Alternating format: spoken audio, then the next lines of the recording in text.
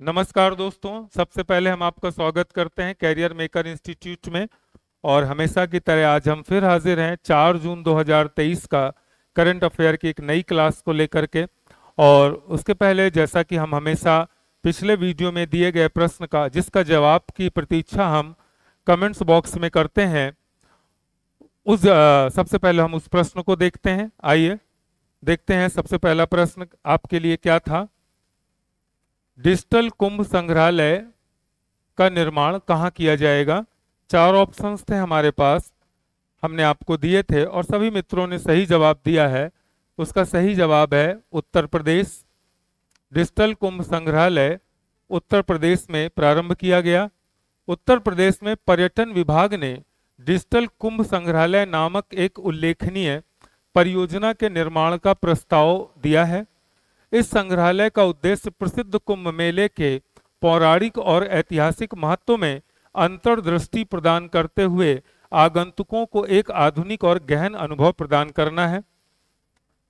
हमारा अगला प्रश्न है, किस देश ने सेंझोउ 16 मिशन लॉन्च किया है? 4 ऑप्शन है हमारे पास, चीन, ताइवान, कोरिया और जापान। तो सही जवाब है दोस्तों चीन। चीन ने हाल ही में सेंझोउ 16 मिशन लॉन्च किया है। चीन ने हाल ही में सेंझोउ 16 मिशन लॉन्च किया। इस मिशन के हिस्से के रूप में 3 अंतरिक्ष यात्रियों ने उत्तर पश्चिम चीन में गोबी रेगिस्तान में जिउक्वान सैटेलाइट लॉन्च सेंटर से लॉन्ग मार्च 2F रॉकेट पर उड़ान भरी। सेंझोउ 16 अंतरिक्ष यान में सवार अंतरिक्ष यात्री अगले 5 महीनों तक तियांगोंग अंतरिक्ष स्टेशन में रहेंगे। हमारा अगला प्रश्न है, हाल ही में खबरों पर रहा सबांग बंदरगाह किस देश में स्थित है? हमारे पास 4 ऑप्शंस हैं, इंडोनेशिया, चीन, भारत और बांग्लादेश। तो सही जवाब है दोस्तों इंडोनेशिया। इंडोनेशिया में सबांग बंदरगाह स्थित है। यह है सबांग बंदरगाह इंडोनेशिया का। इंडोनेशिया में सबांग बंदरगाह अंडमान और निकोबार द्वीप समूह से 700 किलोमीटर दूर स्थित है। हाल ही में भारत और इंडोनेशिया ने इस बंदरगाह के विकास पर एक संयुक्त व्यवहार्यता अध्ययन पूरा किया है। इस बंदरगाह के सफल विकास से भारत को मलक्का डमरू मध्य जल डमरू मध्य इंडोनेशिया और मलेशिया के बीच समुद्र के एक संकीर्ण खंड और दुनिया के समुद्री व्यापारिक मार्गों के साथ 6 चोक पॉइंट्स पर एक तक आसानी से पहुंचने की अनुमति मिलेगी। हमारा अगला प्रश्न है, कोणार्क सूर्य मंदिर परिसर को किस राज्य में विकसित किया जाएगा? 4 ऑप्शन है हमारे पास, उड़ीसा, जम्मू कश्मीर, कर्नाटक और आंध्र प्रदेश। तो सही जवाब है ओडिशा। ओडिशा में कोणार्क सूर्य मंदिर परिसर को विकसित किया जाएगा। यह है कोणार्क का खूबसूरत सूर्य मंदिर। ओडिशा सरकार ने हाल ही में 209 करोड़ रुपए के परिव्यय के साथ कोणार्क सूर्य मंदिर परिसर को विकसित करने का निर्णय लिया है।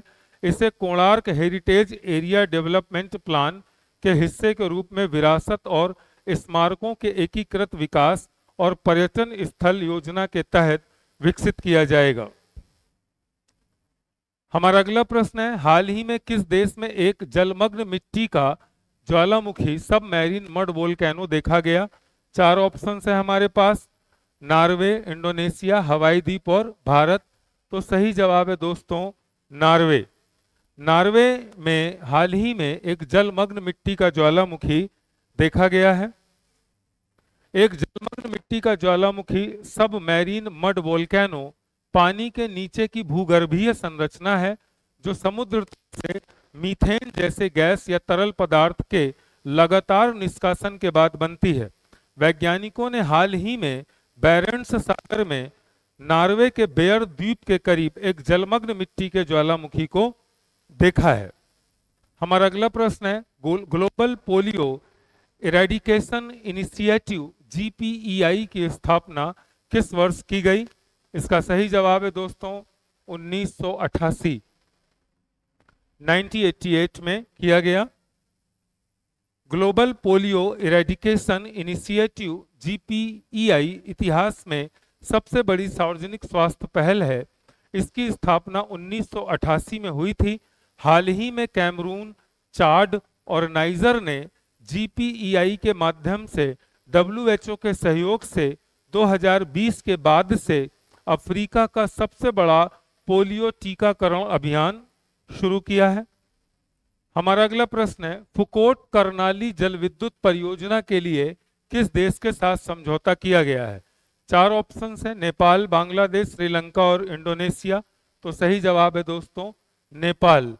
नेपाल के साथ फुकोट कर्नाली जल विद्युत परियोजना के साथ भारत ने समझौता किया है। यह है फुकोट कर्नाली विद्युत परियोजना।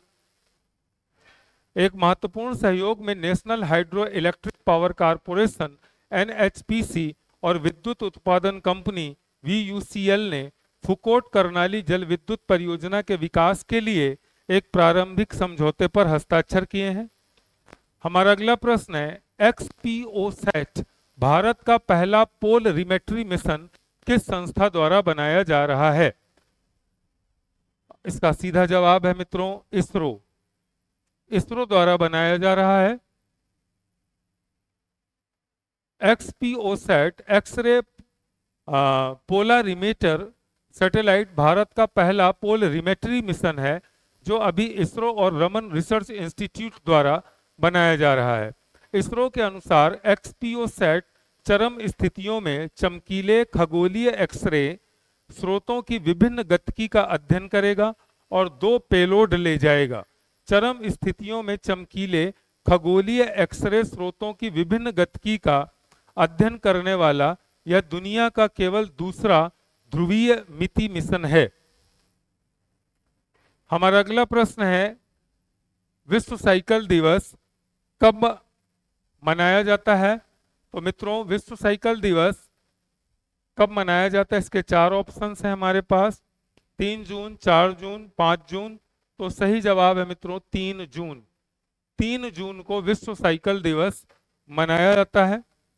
सतत विकास को बढ़ावा देने के साधन के रूप में साइकिल के उपयोग को आगे बढ़ाने के लिए संयुक्त राष्ट्र द्वारा हर साल 3 जून को विश्व साइकिल दिवस वर्ल्ड बाइसिकल डे मनाया जाता है।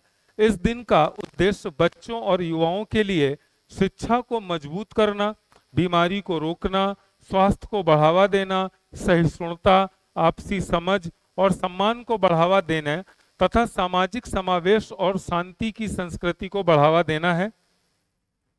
हमारा अगला प्रश्न है, US kids golf European championship में लड़कों के अंडर 13 वर्ग का खिताब किसने जीता?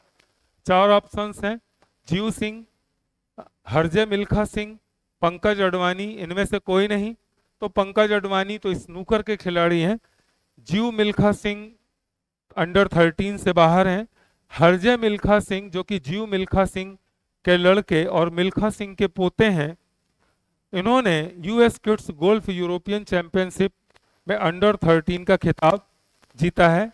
ये आपके सामने स्क्रीन पर है। दुनिया का पहला 3D प्रिंटेड मंदिर कहाँ बनाया जा रहा है?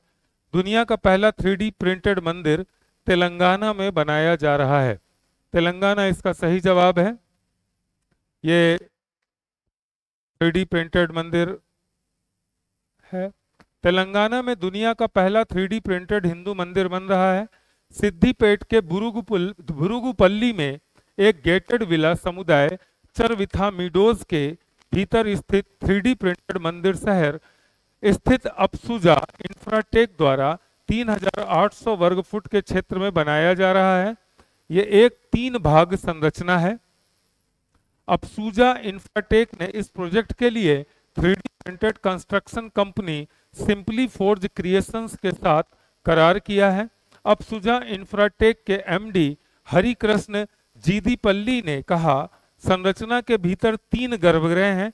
भगवान गणेश के लिए एक मोदक, भगवान शंकर के लिए एक शिवालय और देवी पार्वती के लिए एक कमल के आकार का घर है। हमारा अगला प्रश्न आपके लिए है दोस्तों। आपको कमेंट्स बॉक्स में इसका आंसर देना है कि हाल ही में किस देश ने पृथ्वी के केंद्र तक 32,808 फीट गड्ढा करना शुरू किया है? चार ऑप्शंस हैं, रूस, चीन, अमेरिका और फ्रांस। इसके जवाब की प्रतीक्षा हम कमेंट्स बॉक्स में करेंगे। तब तक के लिए दोस्तों विदा चाहते हैं, मिलते हैं एक नई करंट अफेयर की क्लास के साथ। तब तक के लिए नमस्कार, धन्यवाद।